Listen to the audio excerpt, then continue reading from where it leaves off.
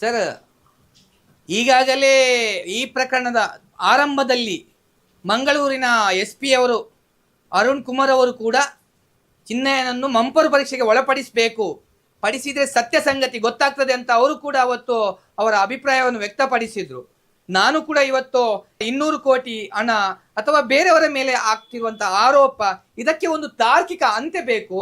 ತಾರ್ಕಿಕ ಅಂತ್ಯ ಬೇಕಾದರೆ ಅವನನ್ನು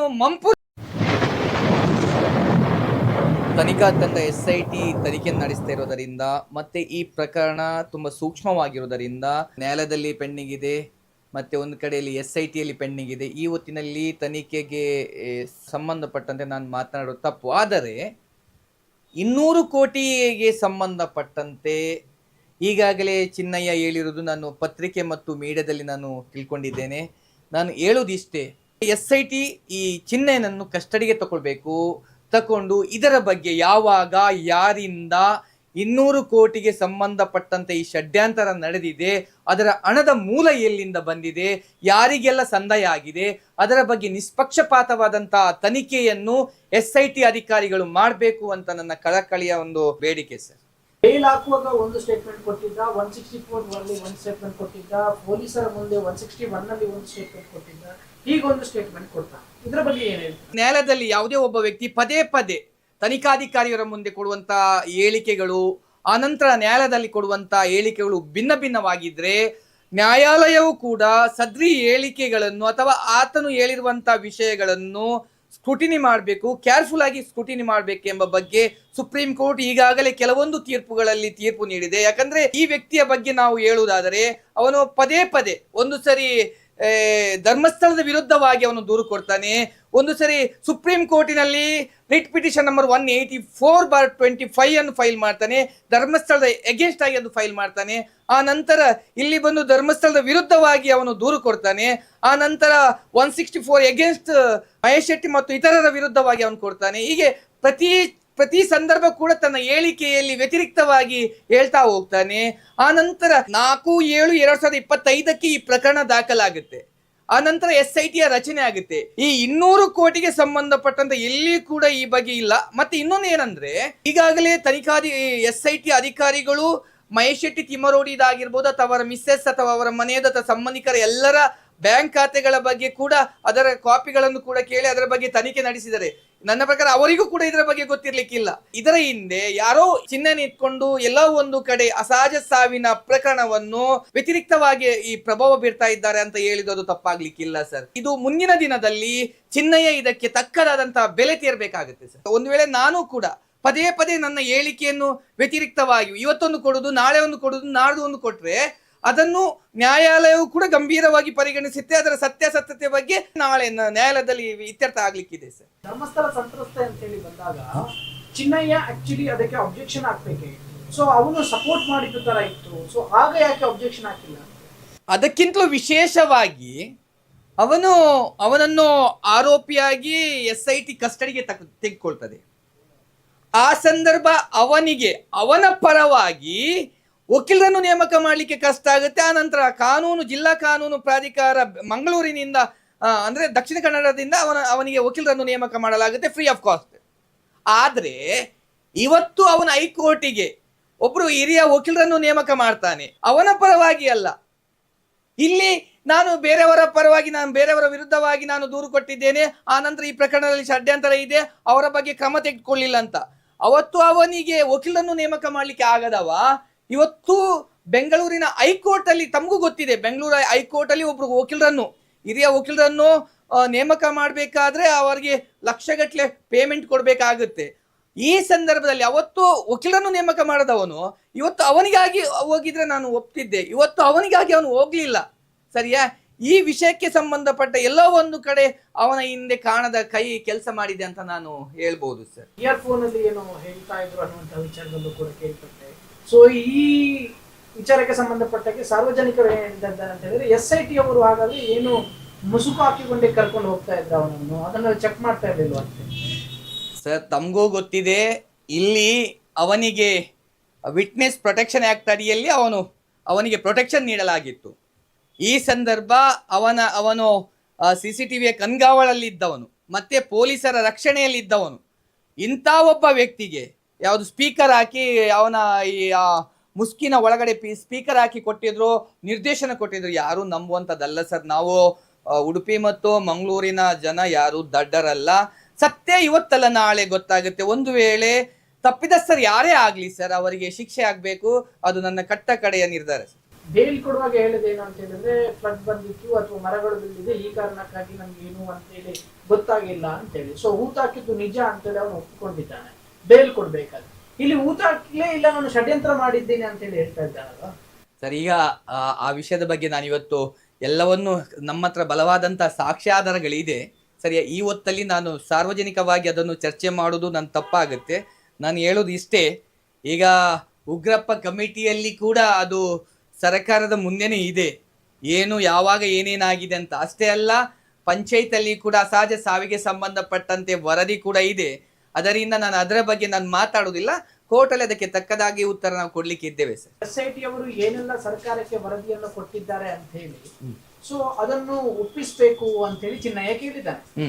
ಸೊ ನೀವು ಕೂಡ ಅದನ್ನೇ ಹೇಳ್ತಾ ಇದ್ರಿ, SIT ಅವರು ಏನು 1000 ಪುಟದ ವರದಿಯನ್ನು ಸರ್ಕಾರಕ್ಕೆ ಸಲ್ಲಿಸಿದ್ರಿ, ಅದನ್ನು ಕೊಡಬೇಕು ಅಂತೇಳಿ ಹೋರಾಟಗಾರರು ಕೇಳ್ತಾ ಇದ್ರು. ಅದು ಕೊಡದೇ ಇದ್ದ ಕಾರಣಕ್ಕಾಗಿ ಕೋರ್ಟ್ನ ಮುಖಾಂತರ ತರಿಸುವ ಅಂತೇಳಿ ಹೋರಾಟಗಾರರು ಹೇಳ್ತಾ ಇದ್ರು. ಸೊ ಚಿನ್ನಯ್ಯ ಹೇಳಿದ ಕಾರಣಕ್ಕಾಗಿ ಅದು ಈಗ ಕೋರ್ಟಿಗೆ ಸಲ್ಲಿಸಲೇಬೇಕಾಗುತ್ತೆ SIT ಸರ್. ಈಗ ಚಿನ್ನಯ್ಯ ಹೇಳಿದ್ದಾನೆ ಅಥವಾ ನಾನು ಹೇಳಿದ್ದೇನೆ ಎಂಬ ಮಾತ್ರಕ್ಕೆ ಅದನ್ನು ಇದು ಮಾಡ್ಲಿಕ್ಕೆ ಆಗಲ್ಲ ಸರ್. ಯಾಕಂದ್ರೆ ತನಿಖಾಧಿಕಾರಿಗಳು ಈಗಾಗಲೇ ಮಧ್ಯಂತರ ವರದಿಯನ್ನು ಮಾನ್ಯ ನ್ಯಾಯಾಲಯಕ್ಕೆ ಮತ್ತೆ ಸರ್ಕಾರಕ್ಕೆ ಸಲ್ಲಿಸಿಕೊಂಡಿದ್ದಾರೆ. ಸಂಪೂರ್ಣ ಈಗ ಅಲ್ಲಿ ಕೂಡ ವಿಧಿವಿಜ್ಞಾನಾಲಯ ಪ್ರಯೋಗಾಲಯಕ್ಕೆ ಸಂಬಂಧಪಟ್ಟಂತೆ ಕೆಲವೊಂದು ಸ್ಕೆಲಿಟನ್ ಕೂಡ ಕಳಿಸಿಕೊಟ್ಟಿದ್ದಾರೆ. ಅಲ್ಲಿ ಆ ಪ್ರಯೋಗಾಲಯದ ವರದಿ ಬಂದ ನಂತರ ಅದನ್ನು ಮಾನ್ಯ ನ್ಯಾಯಾಲಯಕ್ಕೆ ಸಂಪೂರ್ಣ ದೋಷಾರೋಪಣ ಪಟ್ಟಿ ಅಥವಾ ಅಂತಿಮ ವರದಿಯನ್ನು ಅವರು ಸಲ್ಲಿಸಿಕೊಳ್ಳಿಕ್ಕಿದ್ದಾರೆ. ಆ ನಂತರ ಅದರ ಪ್ರತಿ ನಮಗೆ ಸಿಗ್ತದೆ ಸರ್. ಈಗ ಈ ಪ್ರಕರಣ ಅತಿ ಸೂಕ್ಷ್ಮವಾದ ಮತ್ತು ಗಂಭೀರವಾದ ಪ್ರಕರಣ ಆಗಿರುವುದರಿಂದ ಯಾರೋ ಒಬ್ಬ ಕೇಳಿದ್ದಾನೆ ಎಂಬ ಮಾತ್ರಕ್ಕೆ ಅವನಿಗೆ ಕೊಡ್ಲಿಕ್ಕೆ ಆಗಲ್ಲ ಸರ್. ಸೊ ಹಾಗಾದ್ರೆ SIT ಅವರು ಈಗ 29 ತಾರೀಕಿಗೆ ಏನು ಡೇಟ್ ಕೊಟ್ಟಿದ್ದಾರೆ, ಆರ್ಗ್ಯುಮೆಂಟ್ಸ್ ಇದೆ. ಆ ಟೈಮಲ್ಲಿ ಇವರು ಏನೆಲ್ಲ ಮಾಡಿದ್ದಾರೆ ಅನ್ನುವಂತಹ ವಿಚಾರಕ್ಕೆ ಸಂಬಂಧಪಟ್ಟ ಹಾಗೆ ಹೇಳೋಕೆಲ್ಲ ಸರ್. ಈಗ ಸಂಪೂರ್ಣ ವರದಿಯನ್ನು ಅವತ್ತವ್ರು ಕೊಡ್ಬೋದು ಅಥವಾ ಅವರು ಕಾಲಾವಕಾಶವನ್ನು ಕೇಳ್ಬೋದು ಸರ್. ಯಾಕಂದ್ರೆ ವರದಿ ಬರದಿದ್ರೆ, ಈಗ ವಿಧಿವಿಜ್ಞಾನ ಪ್ರಯೋಗಾಲಯ ಅಥವಾ ಬೇರೆ ವರದಿಗಳು ಬರದಿದ್ರೆ ಅವರು ಫರ್ದರ್ ನಮಗೆ ಸಮಯಾವಕಾಶ ಕೊಡ್ಬೇಕಂತ ಕೇಳ್ಬೋದು. ಇನ್ನೊಂದು ಏನಂದ್ರೆ ಸಂಪೂರ್ಣ ವರದಿ ನ್ಯಾಯಾಲಯಕ್ಕೆ ಸಲ್ಲಿಸಿ ಮತ್ತೆ FSL ವರದಿಗೆ ಅವರು ಕಾಲಾವಕಾಶ ಕೇಳ್ಬೋದು ಸರ್. ಈಗ ಮಹೇಶ್ ಶೆಟ್ಟಿ ತಿಮ್ಮರೋಡಿ ಆಗಿರ್ಬೋದು, ಗಿರೀಶ್ ಪಟ್ಟಣ್ಣವರ್ ಆಗಿರ್ಬೋದು, ಅಥವಾ ಜಯಂತಿ ಆಗಿರ್ಬೋದು, ಸುಜಾತಾ ಭಟ್, ಇವರನ್ನೆಲ್ಲ SIT ಅವರು 3, 4, 5, 6 ದಿನಗಳ ಕಾಲ, 1 ವಾರಗಳ ಕಾಲ ಇಟ್ಕೊಂಡು ತನಿಖೆಯನ್ನು ಮಾಡಿದ್ದಾರೆ. ಸೊ ಹೀಗಿರ್ಬೇಕಾದ್ರೆ ಮತ್ತೆ ಯಾಕೆ ಚಿನ್ನಯ್ಯ ಅವರನ್ನು ತನಿಖೆ ಮಾಡಿಲ್ಲ ಅಂತ ಹೇಳಿ ಕೇಳ್ತಾ ಇದ್ದಾರೆ. ಯಾರೋ ಒಬ್ಬ ಹೇಳಿದ ಮಾತ್ರಕ್ಕೆ ಅವರನ್ನು ತನಿಖೆ ಮಾಡಬೇಕು ಅಥವಾ ಅವರನ್ನು ಬಂಧಿಸಬೇಕಾಗಿಲ್ಲ. ಅವನು ಕೂಡ ಚಿನ್ನಯ್ಯ ಕೂಡ ಒಬ್ಬ ಆರೋಪಿ ಈ ಪ್ರಕರಣದಲ್ಲಿ, ಸರಿಯಾ. ಅವನು ಏನೇನು ಮಾಡಿದ್ದಾನೆ ಎಂಬ ಬಗ್ಗೆ ಎಲ್ಲರಿಗೂ ಗೊತ್ತಿದೆ, ಸರಿಯಾ. ಮುಂದಿನ ದಿನದಲ್ಲಿ SIT ಅವರಾಗಿರ್ಬೋದು, ಅವರು ತನ್ನದೇ ಆದಂತ ಕ್ರಮವನ್ನು ಕೈಗೊಳ್ಳಿಕ್ಕಿದ್ದಾರೆ. ಮತ್ತೆ ನ್ಯಾಯಾಲಯಕ್ಕೆ ಅಂತಿಮ ದೋಷಾರೋಪಣ ಪಟ್ಟಿಯನ್ನು ಅವರು ಸಲ್ಲಿಸಿಕೊಳ್ಳಿಕ್ಕಿದ್ದಾರೆ ಸರ್. SIT ಅವರು ಮಹೇಶ್ ಶೆಟ್ಟಿ ತಿಮ್ಮರೋಡಿ ಅವರಿಗೆ ನೋಟಿಸ್ ಕೊಟ್ಟಂತ ಸಂದರ್ಭ 35(3) ನೋಟಿಸ್ ಕೊಟ್ಟಂತ ಸಂದರ್ಭದಲ್ಲಿ ಯಾವುದನ್ನು ಹೈಕೋರ್ಟಲ್ಲಿ ಅದನ್ನು ಚಾಲೆಂಜ್ ಮಾಡಿದ್ದಾರೆ. ಆ ಸಂದರ್ಭವೇ ಹೈಕೋರ್ಟ್ ಹೇಳಿದೆ, ಯಾವುದೇ ಬಲವಂತದ ಕ್ರಮ ಮಹೇಶ್ ಶೆಟ್ಟಿ ತಿಮ್ಮರೋಡಿ ಅವರ ವಿರುದ್ಧ ತೆಗೆದುಕೊಳ್ಬಾರ್ದಂತ ಹೇಳಿದ್ದಾರೆ. ಅದರಿಂದ ಆತನ ಅರ್ಜಿಯ ದೊಡ್ಡ ಪರಿಣಾಮ ನಮ್ಮ ಮೇಲೆ ಬೀಳುವುದಿಲ್ಲ ಸರ್. ಕರ್ನಾಟಕದ ಗೃಹ ಸಚಿವರು ಇದರ ಬಗ್ಗೆ ಅವರು ಹೇಳಿಕೆಯನ್ನು ಕೊಟ್ಟಿದ್ದಾರೆ. ಯಾವುದೇ ಒಬ್ಬ ವ್ಯಕ್ತಿ ಹೇಳಿದ ಮಾತ್ರಕ್ಕೆ ಅದು ಮಾಡಲಿಕ್ಕೆ ಆಗಲ್ಲ.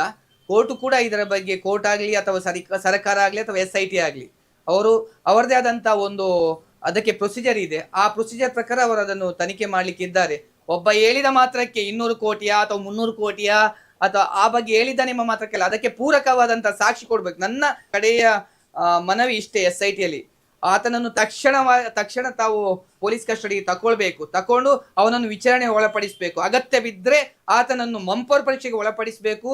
ಮಂಪರ್ ಪರೀಕ್ಷೆಗೆ ಒಳಪಡಿಸಿ ಆತನ ಹಣದ ಮೂಲ, ಯಾಕಂದ್ರೆ ಅವನಿಗೆ ಫಸ್ಟಿಗೆ ಹಣನೇ ಇರಲಿಲ್ಲ ವಕೀಲರನ್ನು ನೇಮಕ ಮಾಡ್ಲಿಕ್ಕೆ.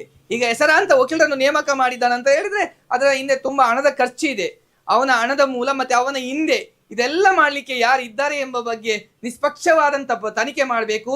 ತಪ್ಪಿದಸ್ಥರು ಯಾರೇ ಆಗ್ಲಿ ಆ ಹಣ ಯಾರಿಗೂ ಬಂದಿರಲಿ, ಇವನ್ ನನ್ನ ಕಕ್ಷಿಗರಿಗೂ ಬಂದಿರೋದೇ ತಪ್ಪೇ. ಒಂದು ವೇಳೆ ಅವನು ಸುಳ್ಳು ಹೇಳಿದ್ರೆ ಅವನ ಮೇಲೆ ಕಠಿಣವಾದಂತ ಕ್ರಮವನ್ನು ಸರ್ಕಾರ ಮತ್ತು ಅಧಿಕಾರಿಗಳು ಕೈಗೊಳ್ಬೇಕಂತ ನಾನು ಕೇಳ್ಕೊಳ್ತಾ ಇದ್ದೇನೆ ಸರ್. ಈಗ ಬೆಳ್ತಂಗಡಿ ಕೋರ್ಟ್ ಅಲ್ಲಿ ಹ್ಮ್. ಆರ್ಗ್ಯುಮೆಂಟ್ ಆದಂತ ಸಮಯದಲ್ಲಿ ಹಾ ಜಡ್ಜಿ ಹೇಳಿರುವಂತದ್ದು ಏನು ಅಂತ ಹೇಳಿದ್ರೆ ಇವರನ್ನು ಆರೋಪಿ ಮಾಡ್ಬೇಕು ಅಂತೇಳಿ ಹೇಳಿದಾಗ ಇವರು ಹ್ಮ್ ಹ್ಮ್ ಚಾರ್ಜ್ ಶೀಟ್ ಆದ್ಮೇಲೆ ನೋಡೋಣ ಅಂತೇಳಿ ಹೇಳಿದ್ರು. ಹಾ ಸೊ ಆ ನಂತರದಲ್ಲಿ ಇವನು ಮತ್ತೆ ಹೈಕೋರ್ಟಿಗೆ ಹೋಗಿ ಇವರನ್ನು ಆರೋಪಿ ಮಾಡ್ಬೇಕು ಅಂತ ಹೇಳಿದ್ರೆ ಎಷ್ಟು ಸರಿ ಅಂತ? ಸರ್, ಈಗಾಗಲೇ ಬೆಳ್ತಂಗಡಿ ನ್ಯಾಯಾಲಯದಲ್ಲಿ ಒಂದು ಅರ್ಜಿ ಪೆಂಡಿಂಗ್ ಇದೆ. ನಮ್ಮನ್ನು ಆರೋಪಿ ಮಾಡಬೇಕು ಅಂತ ಹಾಕಿರುವಂತ ಅರ್ಜಿ ಪೆಂಡಿಂಗ್ ಇದೆ. ಅದರ ಬಗ್ಗೆ ನಮಗೆ ವಿಸ್ತಾರವಾದಂತ ಆರ್ಗ್ಯುಮೆಂಟ್ ಮಾಡಿ ಆ ನಂತರ ಮಾನ್ಯ ನ್ಯಾಯಾಲಯ ಕೂಡ ಆದೇಶ ಮಾಡ್ತದೆ ಅಂತ ಹೇಳಿದ್ದಾರೆ. ಈ ನಿಟ್ಟಿನಲ್ಲಿ ಇದು ಎಲ್ಲ ಗೊತ್ತಿದ್ದರೂ ಕೂಡ ಹೈಕೋರ್ಟಿಗೆ ಹೋಗಿರೋದು ಯಾಕೆ ಹೋದ ಅಥವಾ ತನಿಖೆಯ ದಾರಿ ತಪ್ಪಿಸ್ಲಿಕ್ಕೋ ಅಂತ ನಮ್ಗೆ ಗೊತ್ತಿಲ್ಲ. ಯಾರನ್ನು ನಾವು ಮಂಗ ಮಾಡ್ಲಿಕ್ಕೆ ಖಂಡಿತ ಹಾಗಲ್ಲ. ಕರ್ನಾಟಕದ ಜನ ನಾವು ಬುದ್ಧಿವಂತರಿದ್ದೇವೆ. ಇದಕ್ಕೆ ತಕ್ಕದಾದಂತ ಉತ್ತರ ಮಾನ್ಯ ನ್ಯಾಯಾಲಯ ಕೊಡ್ಬೋದು ಅಂತ ನನ್ನ ಅನಿಸಿಕೆ ಸರ್. ಧರ್ಮಸ್ಥಳ ಸಂತರ್ಪ ಅಂತ ಹೇಳಿ ಹಾಕಿದಾರಲ್ಲ, ಹಾ. ಅದು ಎಲ್ಲಿವರೆಗೆ ಬಂತು, ಏನಾಯ್ತು? ಸರಿ, ಈಗಾಗಲೇ ಅದರ ಬಗ್ಗೆ ಧರ್ಮಸ್ಥಳ ಪರವಾಗಿ ಹಿರಿಯ ವಕೀಲರು ಬೆಂಗಳೂರಿನಿಂದ ಬಂದು ಆರ್ಗ್ಯುಮೆಂಟ್ ಮಾಡಿದ್ದಾರೆ. ನಮ್ಮ ಆರ್ಗ್ಯುಮೆಂಟ್ಗೆ ಕಾಲಾವಕಾಶ, ಯಾಕಂದ್ರೆ ಅಲ್ಲಿ ನ್ಯಾಯಾಧೀಶರ ವರ್ಗಾವಣೆ ಮತ್ತೆ ಸುಳ್ಳ್ಯದಿಂದ ನ್ಯಾಯಾಧೀಶರು ಬರುವುದರಿಂದ ಅಲ್ಲಿ ಕೆಲವೊಂದು, ಯಾಕಂದ್ರೆ ವಿಸ್ತೃತವಾದಂತ ಆರ್ಗ್ಯುಮೆಂಟ್ ತುಂಬಾ ದೊಡ್ಡ ಪ್ರಕರಣವಾಗಿರುವುದರಿಂದ ಸಮಯಾವಕಾಶ ಬೇಕಾಗ್ತದೆ. ಅದಕ್ಕಾಗಿ ನ್ಯಾಯಾಧೀಶರು ಕೂಡ ನಮಗೆ ಕಾಲಾವಕಾಶ ಕೊಟ್ಟಿದ್ದಾರೆ. ಮುಂದಿನ ದಿನದಲ್ಲಿ ಇದರ ಬಗ್ಗೆ ನಾವು ವಿಸ್ತೃತವಾದಂತ ವಾದ ಮಂಡಿಸಲಿಕ್ಕಿದ್ದೇವೆ ಸರ್. ಈ ಪ್ರಕರಣದ ಆರಂಭದಲ್ಲಿ ಮಂಗಳೂರಿನ SP ಅವರು ಅರುಣ್ ಕುಮಾರ್ ಅವರು ಕೂಡ ಚಿನ್ನಯ್ಯನನ್ನು ಮಂಪರು ಪರೀಕ್ಷೆಗೆ ಪಡಿಸಿದ್ರೆ ಸತ್ಯ ಸಂಗತಿ ಗೊತ್ತಾಗ್ತದೆ ಅಂತ ಅವರು ಕೂಡ ಅವತ್ತು ಅವರ ಅಭಿಪ್ರಾಯವನ್ನು ವ್ಯಕ್ತಪಡಿಸಿದ್ರು. ನಾನು ಕೂಡ ಇವತ್ತು 200 ಕೋಟಿ ಹಣ ಅಥವಾ ಬೇರೆಯವರ ಮೇಲೆ ಆಗ್ತಿರುವಂತಹ ಆರೋಪ, ಇದಕ್ಕೆ ಒಂದು ತಾರ್ಕಿಕ ಅಂತ್ಯ ಬೇಕು. ತಾರ್ಕಿಕ ಅಂತ್ಯ ಬೇಕಾದ್ರೆ ಅವನನ್ನು ಮಂಪರು ಪರೀಕ್ಷೆಗೆ ಒಳಪಡಿಸಬೇಕು. ಮಂಪರು ಪರೀಕ್ಷೆ ಒಳಪಡಿಸುವಾಗ ಕೂಡ ಅದಕ್ಕೆ ದಕ್ಷ ಅಧಿಕಾರಿಗಳನ್ನು ನೇಮಕ ಮಾಡಬೇಕು. ಬ್ರೈನ್ ಮಾಪಿಂಗ್ ಅವನನ್ನು ಒಳಪಡಿಸಬೇಕು. ಸತ್ಯ ಸಂಗತಿ ಸಾರ್ವಜನಿಕರ ಮುಂದೆ ಇಡಬೇಕು ಅಂತ ನನ್ನ ಕಳಕಳಿದು ವಿನಂತಿ. ಇನ್ನೊಂದು ವಿಷಯ ಏನೆಂದರೆ, ಯಾರು ಕೂಡ ತಮ್ಮ ದುರ್ಲಾಭಕ್ಕಾಗಿ ನ್ಯಾಯಾಂಗವನ್ನು ದುರುಪಯೋಗ ಪಡಿಸಿಕೊಳ್ಳುವುದಕ್ಕೆ ತಕ್ಕದಾದಂತ ಉತ್ತರ ನ್ಯಾಯಸ್ಥಾನ ಕೊಡಬೇಕು ಅಂತ ನಾನು ಈ ಮೂಲಕ ಸಂಬಂಧಪಟ್ಟ ಉನ್ನತ ನ್ಯಾಯಾಂಗ ಇಲಾಖೆಗೆ ನಾನು ಮನವಿ ಮಾಡಿಕೊಳ್ತಾ ಇದ್ದೇನೆ ಸರ್. ದುರ್ಲಭ ಅಂದ್ರೆ ಏನು? ಒಂದ್ ಕಡೆಯಲ್ಲಿ ಧರ್ಮಸ್ಥಳದ ಎಗೇನ್ಸ್ಟ್ ಆಗಿ ದೂರು ಕೊಡೋದು, ಒಂದ್ ಕಡೆಯಲ್ಲಿ ಧರ್ಮಸ್ಥಳ ಪರವಾಗಿ ನಿಲ್ಲೋದು, ಒಂದು ಕಡೆಯಲ್ಲಿ ಮಹೇಶ್ ಶೆಟ್ಟಿ ಅವರ ಪರವಾಗಿ ಹೇಳಿಕೆ ಕೊಡೋದು, ಒಂದು ಕಡೆಯಲ್ಲಿ ಮಹೇಶ್ ಶೆಟ್ಟಿ ಅವರ ಎಗೇನ್ಸ್ಟ್ ಆಗಿ ಹೇಳಿಕೆ ಕೊಡೋದು, ಒಂದು ಕಡೆಯಲ್ಲಿ ಬೇರೆಯವರ ವಿರುದ್ಧ ಪದೇ ಪದೇ ವರ್ಷನ್ ಚೇಂಜ್ ಮಾಡೋದು. ಇದೆಲ್ಲವನ್ನು ನೋಡಿದಾಗ ಎಲ್ಲೋ ಒಂದು ಕಡೆ ಜನರನ್ನು ಮೂರ್ಖರನ್ನಾಗಿ ಮಾಡಿಸ್ತಾ ಇದ್ದ